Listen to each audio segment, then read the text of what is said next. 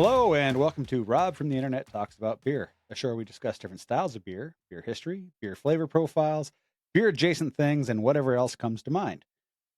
As always, I'm Rob from the Internet. Let's talk about beer. Joining me today is an Internet friend, Gary Fisk. Gary, if you would, tell me a little bit about yourself, how you got into the world of beer, and what you do when you're not talking to people like me about beer stuff. Yeah, yeah. Well, thanks for having me on the show, Rob. A little bit about myself. I'm a professor of psychology at Georgia Southwestern State University. Um, when people hear that, they're wondering, "Oh, are you going to analyze me?" sort of thing. And that's not true. I'm an experimental psychologist. I study perception. I teach sensation perception statistics and things like that. Okay. Now, how I got into beer, I've been homebrewing for 25 years now. It'll be 25 years this fall. The way I got into it was when I got married, some of my college buddies chipped in together to buy a homebrewing kit. I had a friend who homebrewed before I got married, and I always thought, oh, that's too much, too complicated for me. I can't possibly make a decent beer out of this. And then I had this kit, and I was like, well, okay, I guess I'll try it out. And when I tried it, it was like, damn, this is really good. I was amazed at how well my first batch turned out. It was just a canned extract kit hmm thing with Was lots it of the sugar. mystery? It had like 2 pounds of sugar in it or something. But but I was amazed at how well it turned out. It was enough to kind of get me hooked, and I kept on going, and here I am, 25 years later. So You got me beat by about 10 years. I've been brewing on and off for about 15.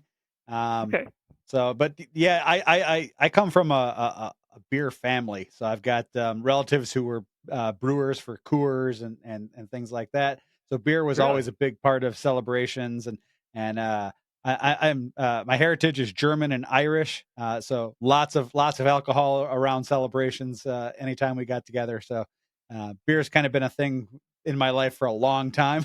So then I yeah, started trying to make it myself because I was like, "Oh, this will be a fun, cheap way to make my own beer." Yeah, it was yeah. well, it's fun, but it's not cheap. Yeah, that's true. That's true.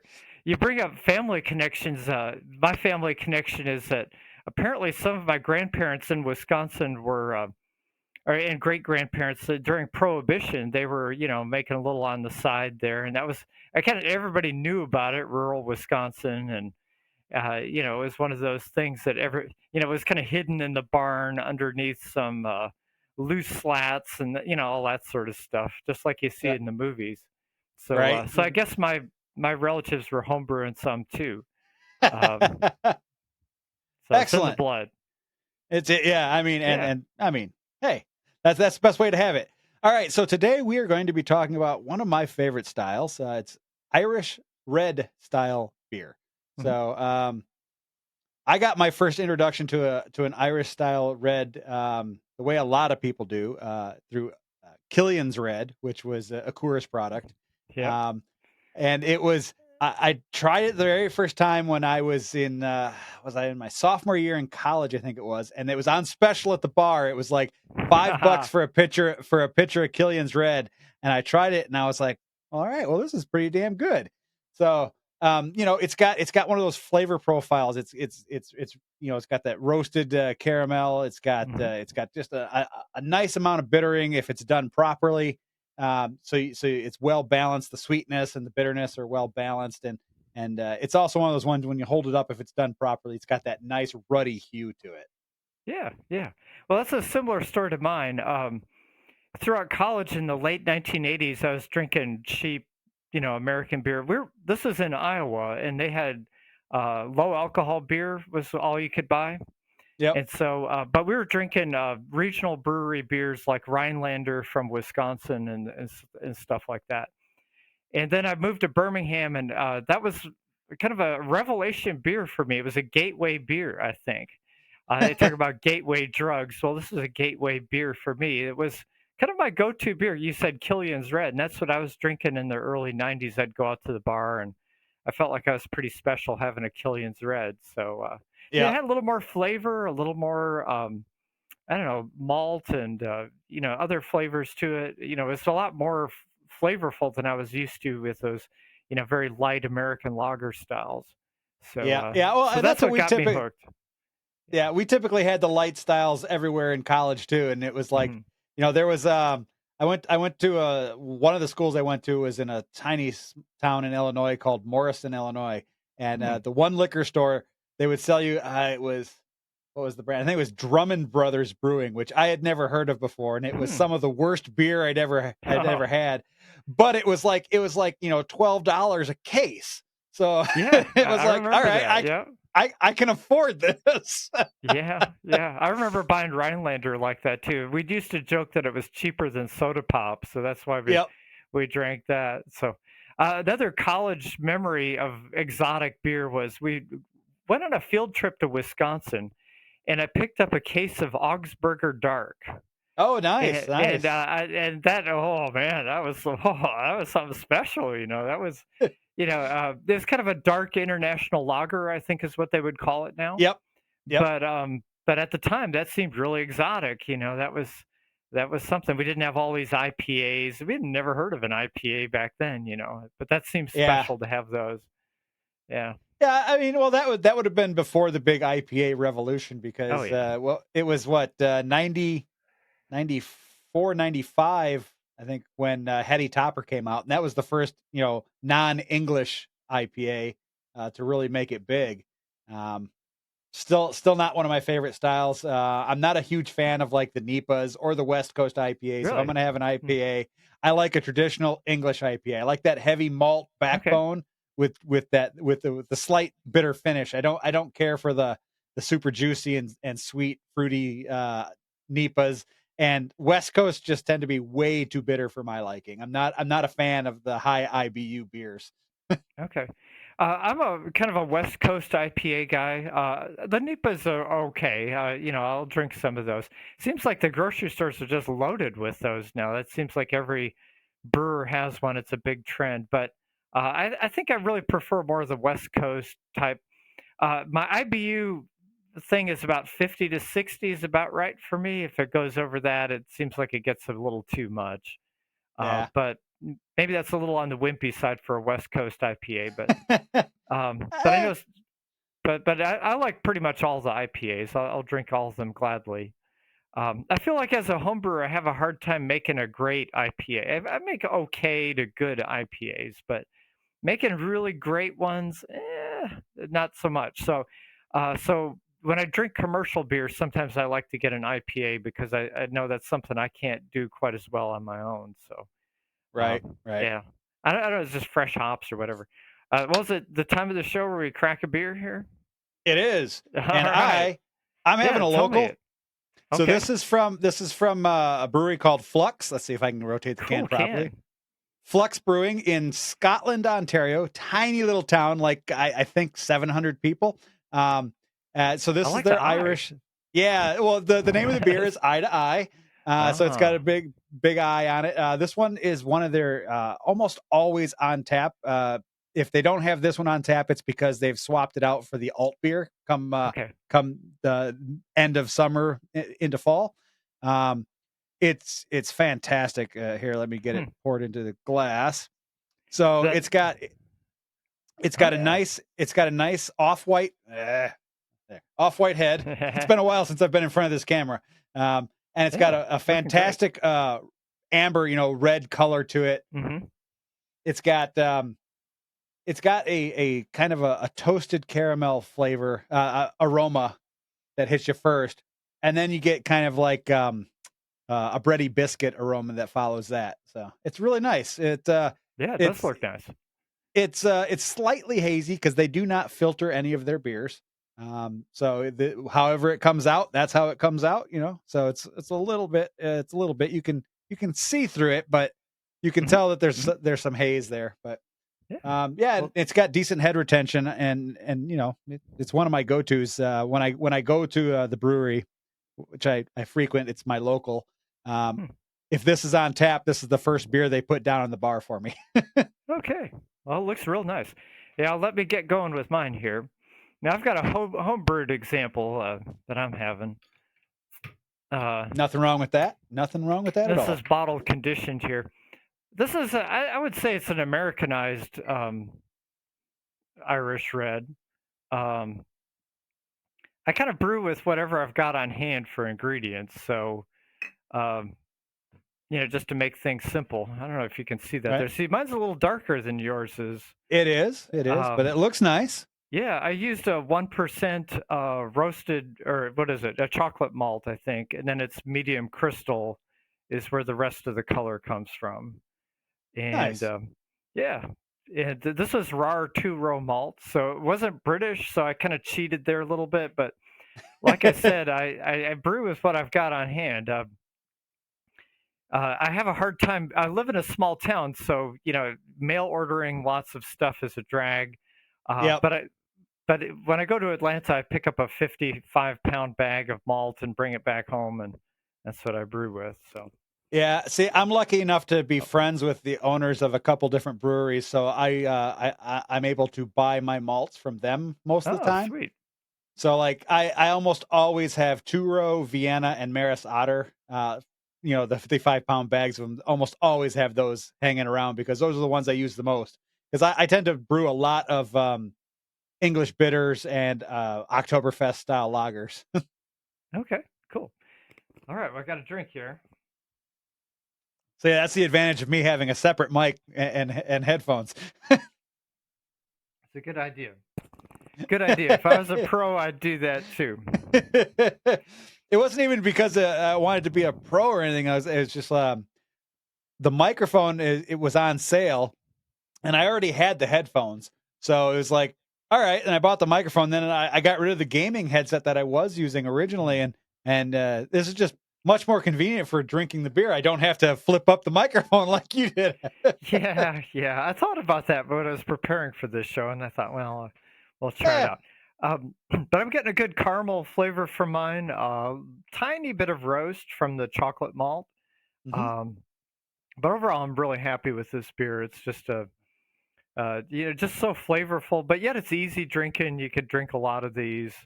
It's I brewed this to 1.040 1040. Okay. So 1040. it's a Yeah. sessionable, easy drinking beer. You could have more than one and feel like you're doing all right. So Yeah. This one comes in at 4.5%. So it's a nice sessionable beer as well. mhm. I mean, uh, anyone who's watched any of my episodes know that I consider anything under 8% a sessionable beer. So Yeah, cool. Actually, that's something I wanted to ask you about with this style. I know some about the beer styles, but I think the older versions of the BJCP had a higher gravity range for this beer, and then the latest version is more like about 1040 to 1045, something yeah, like that that. Is you that are you true? are correct. Yeah, you are correct. It has become more of a light beer style in the recent years. Um, typically it was a 5.5 or so ABV beer, and now you're seeing a lot more of them in the 4.5 to 5. So they've kind of scaled back, and I don't think it's necessarily that um, it's kind of like an organic happening. People have wanted lighter beers because people want to go out and be more social and unlike me, they don't want to be drinking one and done. Like, I'm perfectly happy to take a 14% beer and have one of those at the bar and Mhm. be done. Whereas most people want to go to the bar and hang out and talk with friends and be there for a while. So I've seen that a lot. There's a lot of lower ABV styles either making a comeback or being, other styles being converted to a lower ABV style. So, Okay. Well, thanks for confirming that because I was looking through some old recipes recently and noticed that from BYO magazine and stuff. And I noticed hmm some of the older ones had higher gravity, higher alcohol. Now, some of the later ones, they seem to the BJCP styles were steering towards more of the 4%, 4.5% alcohol yep, kind of beers. yeah. So, Well, I mean, and that's because that's the trend. I mean, you're seeing a lot more like low alcohol and no alcohol beers are really becoming the thing these days. Like oh yeah, I was really happy to see the return of small beers, which is it's a little known style that's from 2 to 3%. And they're in Germany, they're table beers is what they were called. In English style, they're called small beers, and they're great because if you're just hanging out like on a patio or at a pub with a bunch of friends, you can literally have half a dozen of them and not be schnackered. You can still get Yeah. behind the wheel and be well below the legal limit. Yeah. Yeah. I also like these with like supper too. Yep. Sometimes when you're eating supper, I don't want to like a 14% alcohol beer with a pizza. It's just a little too much. Something like this though is perfect for having with supper every night. That's kind of my Yeah. nightly unwind ritual is I have a beer with supper and it's something like this, not super alcoholic. I Yeah. appreciate the big ones from time to time too, but with supper, it's kind of nice to have a medium to low gravity beer or low Yeah. alcohol Well, beer.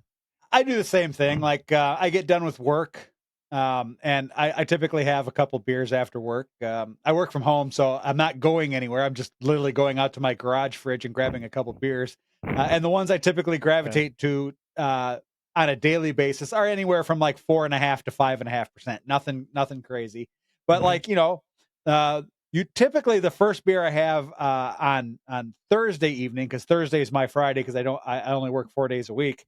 Um, is tends to be a heavier hitting beer. I'm like, all right, I'm going into my weekend. I'm going to start it off with a nice heavy hitter, and then Sure. I kind of go back down to the lower stuff after that. But it's like this past Thursday, I started off with a Scotch ale from Hmm. another local brewery, and it comes in at like 9%. It was a great way to kick off the weekend. A nice slight punch in the mouth, Scotch ale. Yeah. Sounds nice. Yeah. Sounds real nice. Yeah. But Um, so yeah. Well, I better drink up here too a little bit. yeah, don't base your drinking on mine because I tend to drink Oh. a lot because I'm in a very small recording room. And it gets really warm I have two monitors and the computer and Oh. the lights, and so Okay. it gets relatively warm in here. So I tend to have at least two beers when I'm recording. Okay. But Sounds good. so tell me a little bit about some of the other things you do when it comes to brewing, Gary. Oh yeah. Well, I was thinking about my processes and stuff. I don't have a super complicated process. I'm kind of a Charlie Papazian brewer. That's how I got started. Um, I mash in a cooler and boil outside on propane. And I do have a couple things I've invented that are special to mine. I've got a counterflow chiller that's 10 feet long. That's a Gary Fisk invention here. It's straight, Nice. and then it goes out and comes back. I've also made it two stage, so our tap water here in Georgia is about 80 degrees in the summertime, so you can't really chill much with the tap water. It Right. has a first stage that's chills with tap water, and then it's got a second stage that chills with ice water.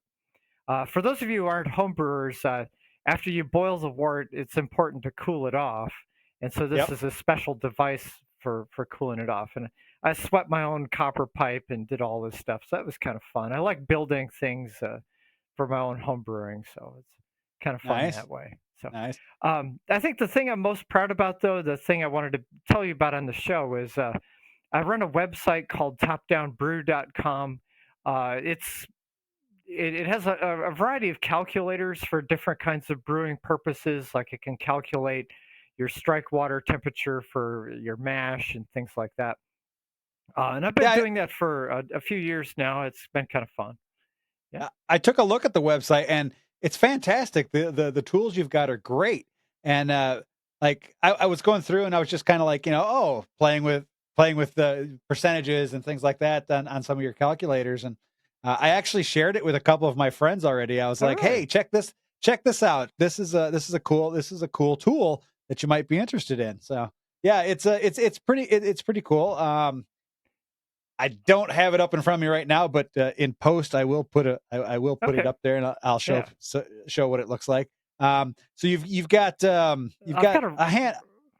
Go Oh, ahead. I've got a recipe calculator that I've been working on, and it's been going through a few generations. I think what's special about it, what sets it apart from other recipe calculators, is it focuses more on percentages rather than weights. A lot of Right. homebrewing calculators, you put in weights, and then like you're trying to reach a certain gravity in your beers. You put in like 10 pounds of malt, and it'll say, okay, you get so many points of gravity out of this. But this is different. You specify percentage and then what you want your overall original gravity to be, and then it will calculate. Here's the weight that would get it with this mash efficiency kind of stuff. Yep. Yeah, So it's funny. It's funny because I have several friends that are brewers in the UK, and whenever we talk recipes, they always talk percentages. They don't ever talk weights. It's I used 3% of this and five mhm. percent of this. And when I saw your calculator doing that, I was like, oh, this is something I'm familiar with. Okay, well, great. Yeah, I wouldn't say I've invented this. That would be an overstatement there. But I do think it's underappreciated in the homebrew world, is what it is. That the Oh, for sure. homebrewing world is focused so much on weights. It's trying to appeal to newer homebrewers who can follow a recipe. It's like baking cookies. You measure out so much of this and so much of that. But the problem is, all of us have different systems. Some people are brewing 1 gallon, some people are brewing 5 gallons, some people are brewing 10 gallons. How do you adjust for that? Yep. It's kind of tricky. And I found years ago I had like BYO recipes, and they have 5 gallon batches, and it's 65% mash efficiency, I think is what they calculate. Then I was like, well, I'm doing better than that. So now I've got to recalculate all this stuff. So it's like re entering all these things into, I think I was using Beersmith at the time. And then it's like, okay, well, Yep. I got it. Yeah, I don't know. It just was very awkward, I thought. So I thought, well, here's the way we should do it. We should have percentages. I say, okay, here's the percentages of each malt I want to use. Here's the gravity I want to reach, and start with the percentages, and then the output is the weights. So the weights are the end point, not the beginning point. Right. Um, and I think this is a powerful idea, especially for homebrewers, because we have a wide variety of different systems, different mash efficiencies, things like that. And also, if we're Yep. trying to communicate recipes, uh, you know, a thought I had in preparing for this today is that for a commercial brewer, they dial in their thing and they say, okay, we need so much weight, and they're using the same system, the same amount over and over every day. Uh, but if you're trying to communicate this to a broader audience, you need to have that flexibility there to really make it work well. And so I'm hoping this helps to accomplish that. Yeah, well, and it makes sense too because I've run into this. So I brew on a system where I'm brewing 30 gallons at a time. And Nice. one of my good friends is brewing 10 gallons at a time. So if I'm trying to help him come up with a recipe, I create it for my system and then I have to downscale it before I can communicate it with him. And not everything is as linear for resizing as you would hope. It's like malts typically are pretty linear in terms of sizing up and sizing down, but hops not necessarily. So you'll hit a point with hops where it's like, okay, if I add this much to this, it's going to make it super bitter. But if I take out even like this tiny little fraction, okay, no, now it's not bitter enough for the style. So it's Mhm. it's it's kind of funny. I end up like if I'm helping my buddy come up with recipes, I end up tweaking and spending a lot of time just trying to figure out, okay, to keep it within the style range. I'm like, okay, well, what if I add 1 more gram of this? What if I add 1 more gram of this? Until Yeah. until So I, you enter 1 gram and you press a button, and 1 gram and press a button, yeah, and yeah, it's and this hunting kind of yeah, thing. yeah, it is, and I think I think the way your tool is set up would eliminate a lot of that because you're just basing everything on percentages, and it figures out, well, here's how much you need. Yeah, it's like one go. Now, I'm not saying mine's going to save the world or anything like that. My website's very retro in some ways. It's 1990s HTML look and such. So some people might be put off by that. But I think it is kind of a proof of concept is what I'm aiming for. Even if you don't like how mine works, you can fiddle around with it a little bit and get an idea of the concept of how it would work. So Yeah. Now, correct me if I'm wrong, but if I remember correctly, on your website, you actually have a link to where you can download the source code and you can tinker with it yourself, right? that's right. It's all free. It's open source. It's got a Creative Commons license. You can download all the calculators to your computer. You can put them on your own web page. You can tweak them. I think it does ask for an attribution. That the the code originally came from me, but yeah, it's something that is freely shared. I think this is a bit of an academic thing. As an academic, we publish stuff and we never get paid for it. So, yeah, there's only about 25 people in the world who want to read my academic papers. So we don't get paid for it. We're not used to that, and it's more about the sharing and stuff. So yeah, if you like it, you can put it on your own web server. You could create your own little recipe calculators with it. Yeah, you can do whatever you want Awesome. with it. So Yeah, and I think I don't mind the stylistic or the aesthetic that your website has, because it's more function over form, that is and exactly what I'm aiming for. yeah, and it's straightforward. I mean, it's not overly complex. It's like, click this, enter this, enter this, enter this, enter this, click this. Okay. Yeah. When I was making this, I got so caught up in how it was working, and I enjoy the brewing part of it, not the decoration part. Yeah, I think it was also a bit of a rebellion too. It seems like so many websites now are just plastered in ads. They have ads everywhere, and I everything has ads. yeah, and I've just got ad fatigue is what I have. I use an ad blocker, but then half the websites don't work now. Like news websites, they say, "Oh, you're using a web blocker. Oh, we're not going to let you look at anything." Right. So yeah, it was a bit of a rebellion against that. I did actually try ads on my website at one time. This is several years ago, and it was just like a tiny one at the bottom. But then I was like, this is so dumb. It would need like 10,000 hits for me to earn $1 or something stupid like that. So it's like, let's just dump all this. So that was part of the bare bones aesthetic too. Is I just really didn't want any ads. It's just pure brewing stuff. It's no distractions, no Right. little videos popping up, streaming something you don't really want to watch, and um, How do I close this? yeah, it, So, yeah. go Go ahead. ahead. No, No, no, no, you go. I was just going to ask about how often do you brew typically? Oh, that's a good question. I'd say I average about once a month. I would maybe brew a little more often, but life's busy and stuff. It sometimes depends on when I've got a break or a holiday or whatever. But I'd say, yeah, every about once a month is my average, I would say. Now, sometimes I Nice. brew two batches at a time. I've got enough equipment acquired that I can do two batches at once. Um, over the years, I've accumulated all kinds of different kettles and such. So I can brew like two 5-gallon batches at once, or I can brew, if it's a load of medium gravity beer, I can brew 10 to 14, 15 gallons at a time. Um, Sometimes I've done part of guile things where I split and do like a big stout with the first runnings and then a smaller, more, regular size stout with or beer with the Yep. second runnings.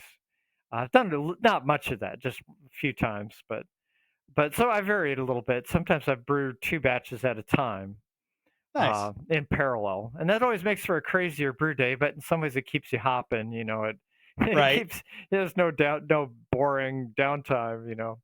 So that would be my usual thing. I usually try to brew with a friend if I can. I've got a few friends that like to come over and stuff. Sometimes I just do it myself, but Yeah. we used to have a really active homebrew club here for a few years, and we'd have like 5, 6 people brewing at my house at one time. Uh, but I guess that it fell by the wayside. Some of my friends they're more interested in drinking beer than brewing it, and I don't blame them because it is a lot of work sometimes. It is. Well, I have a few friends who are just getting into brewing, and they're always like mystified by being able to brew beer and whatever. And they finally, I've had them over to my place for brew days, and they finally come to realize that 90% of brewing is cleaning. So true. So true. So clean, then brew, then clean. And it's like, but it is what it is. And it's funny because brewing is not this big highfalutin technical thing. I mean, it can be very technical if you want to make it very technical, but really it's four main ingredients and some time, Yeah. and you're making tea is what you're making to begin with, and then you're fermenting that tea. Yeah. Yeah. It's just how do you make that tea? That's the part that tends to get a little technical, but really it's not anything like special or like super secretive. It's like I'll Hmm. gladly tell anybody how to brew beer or have them over and show them how to brew beer. Oh, me Um, too. it like tomorrow I've got two friends coming over who are novice brewers who are going to help me with a brew. I'm doing a English strong bitter. Hmm. Um, Nice. yeah, it's a style that's not really popular. It's not overly popular. Should be about 7.5% when it's done, so that'll be nice. Okay, this is like a Fuller's ESB kind of. Like Yeah. almost like a step above that, yeah. So, Okay. Yeah, a little because Fuller's stronger. comes Okay. in, yeah, Fuller's comes in between 5.5 and 6, depending. And they're like their special ale, I think, comes in at like 7.5 or 6.5. And this will be about 7.5 when it's done. Okay. So, Okay. but Yeah. I want to go yeah, back to your analogy about different ways to brew. An analogy I like to use is a little bit like fishing. You can catch fish with a cane pole. You can catch fish with a $50,000 bass boat that's got the live wells and the depth finders yep, and the fancy seats and all that. The 200 horsepower engine. You just got to find what's right for you. Some some systems are, there's some kind of a happy medium where it's right for you, and so you shouldn't yeah. feel bad if you don't have the most fancy, expensive equipment ever. It's still going to make fine beer, and Oh yeah, for sure. it's about Like having fun with it. I'm a member of a couple different brewing groups on Facebook, and I posted I don't know, a couple weeks back, 3 weeks ago maybe. I'm like, hey, show me your brewing system. I don't care how basic it is. I don't care how elaborate it is. Show me your brewing system. I want to see what you brew on. And then I posted a picture of mine. Everyone's like, oh, you just wanted to show off your system. I'm Yeah, like, no, seriously, I want to see what everyone brews on because I brew on this big system. That's mhm. me. I want to see you're making good beer. What are you using to make it? And like there were people like, oh well, I just brew in, like he's got like three like 5 gallon pots that he puts on his stove. And another guy had the old school system where you mash into the big igloo the big igloo work coolers, those big yellow ones, Yeah, and well, like that's what had a I've got. I've got a big yeah, igloo like that. and he has it in a gravity feed system. So it's like he's got his hot liquor up at the very top, and he's got Okay. his Yep. mash tun on a second level, and then he's got the finished wort on the bottom. And it's like, and does Well, it work for you? He's like, yeah, it works great. I'm like, well, that's fantastic. That's all you it, need. yeah, I've done that for years. I'm not quite doing the classic three system thing now, but or three level Yeah. thing. But yeah, I've mixed it up. I do some continuous sparging. I do some no sparge type stuff for lower gravity beers. Yep. Um, I've done brew in a bag. So I don't look down on any of that. So No, neither do not I. snobby.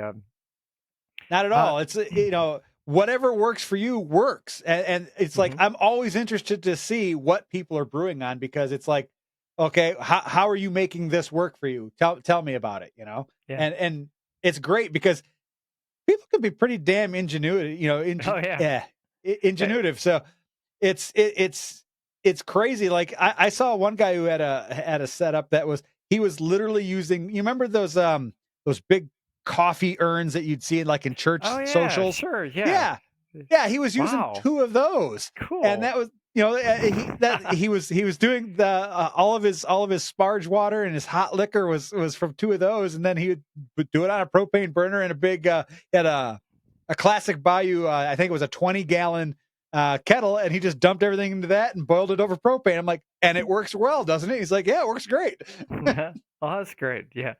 I've got a few friends who are very inventive with creations they've had. I had a friend who he had a square cooler, and he had a piece of copper, and he drilled holes in. It must have been like hundreds of holes. I don't know how he had the patience for that. He's upgraded now. He's got a kettle or a keg that he's converted with a false bottom and stuff. But that's what he brewed on for a long time. This special false bottom that he'd made himself. So, and I've always got a lot of respect for that. People making their own things Oh yeah, for and sure. stuff. Uh, I, I I got I have neither. I do not have the mechanical inclination to build stuff like that. I have a lot of skills, and building and piping are not two of them. yeah. So, but yeah, I mean, all things are good. I was an extract brewer for a long time.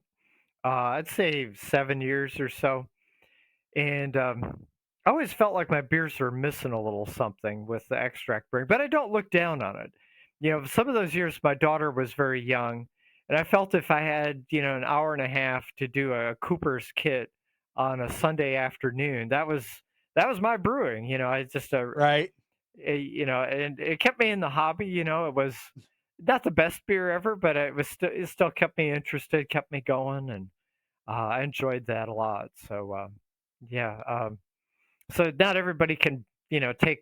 Now my brew days are at least like 6, 7, 8 hours. And So of are course, mine. some of that's my friends coming over and we're just chatting and sharing a beer, and it's at least an hour spent just chatting and Yep. testing Yep. beers. Beer Yeah. research, we call it, right? Yeah. So, I've got a rule anymore. When I brew, no drinking before we dump to the fermenter. Because uh, we've had a couple of beers that didn't turn out right because we were drinking too early, and we misread things on the on yeah, the I've recipe been that I there, created. been there, done that, been there. Yep. I was brewing at a friend's house once, and he had a beers on tap, and we were, just pouring. It's like, oh, that's good enough. Oh, that's good enough. Then at the end, Yep. it's like, oh, that really wasn't good enough. This really isn't good enough. Yep. Yeah, so I've had Exactly. that experience. I usually like to well, we usually have a little lunch, about halfway through the brewing process where I get these little sampling cups, from the beer festivals. They're Uh-huh. only like 2 ounces. It's almost like split one, just taste it. And then at the end, when the beer's in the fermenter, before we start cleaning, we usually take a break and just Yep. chat for an hour, 45 minutes, sample some different stuff. And then Yep. after about an hour, we're like, well, I suppose we got to clean now. Yeah. Yeah. Yeah, yeah. And if Yeah, it's a good friend, exactly. they'll stick around and help you clean. If it's sometimes like, oh, look at the time, I gotta go. Yeah. It's like, Oh, oh yeah. man, you stuck around for the fun part and left me with the cleaning. So, Yep. oh Yeah. well. I've definitely had that happen a few times, but you take those with a grain of salt Oh yeah, because yeah, totally, you know. totally. I'm not dumping on my friends here. But anyway, but yeah, we have a good time with Awesome. it. Awesome. Well, Gary, we've been chatting for almost 40 minutes, and this is the part of the Wow. show where I say, hey, this is the end of the show. Okay, sounds great. So, once again, if people want to check out your tools, where can they find it? It's topdownbrew.com. Uh, Yeah, the recipe one I've been talking about with the percentages, I call it Beer Engine. It's Beer Engine 2024 is up there. There's actually two versions of it. If I could put in a quick plug, there's You plug away. a flex style one I call it. It's more like if you're brewing a style for the first time, it gives you some guidance. It has some default values that will work, but it also has some suggestions from BYO magazine articles, and there's this great website called beeranalytics.com. Have you ever seen that, Rob? I Beer have not. Analytics? Got to check it out. Beeranalytics.com has like a massive database of all these BJCP beers, and then it calculates like averages and percentages and statistics on the malts used and everything, and all these like entries. So, Cool. so some of the default values come from that website. The idea being the average of many, many recipes is likely to be about spot on. So anyway, Makes there's a sense. flex style version of the recipe calculator, and then there's also a new one I call the concise one. If you've got a defined recipe, like a clone recipe, it's just a very short kind of code thing, and uh, you can tweak it a little bit if you want, but just press the button and you get a recipe. So, but anyway, Cool, it's cool. topdownbrew.com. Thanks for checking it out. Yeah. You bet. And if people want to check you out on the socials, are you active on all the social media sites? Um, I'm active on Mastodon. That's how I met you. So Yep. I'm Gary Fisk on Mastodon. I don't know what my exact handle is. I think I'm at Gary Fisk at Mastodon. I don't know what it is. But anyway, Well, if you put my name into Google, um, it'll come up as one of the top links. And I've got a there you go. website, GaryFisk.com, that's got links to all this stuff. I've got some statistics calculators if anyone's interested. All There's right, all kinds of statistics. stuff. Yeah. Well, thanks for having me on the Excellent. show. It's been great. I've enjoyed sharing a beer with you. Yeah, yeah, it's always good. Like, the whole purpose of this show is just to kind of talk a little bit about beer, talk about beer adjacent things, and have a conversation with somebody who I haven't had a conversation with before. It's always nice to meet new people, and you can talk all day long on Mastodon or whatever, but until you actually like a medium like this where we can actually see each other and talk, it's Mhm. different. It's like actually meeting somebody. So yeah, it's been great. Um, I will edit this and it'll probably be posted on YouTube in about I don't know, probably a week or so, depending on my Yeah, work schedule. So that's fine. it'll There's no be rush. yeah, it'll be like the first week of April, typically, depending on how crazy things get at my real job. But I will be sure to hype it up. I'll let you know about a week ahead of time, and then we'll go from there. Yeah, But that sounds yeah, great. until next time, Yeah. everybody. I'm Rob from the internet. Cheers. Barely anything left. All right. Well, take care, Rob. It's been fun. You bet.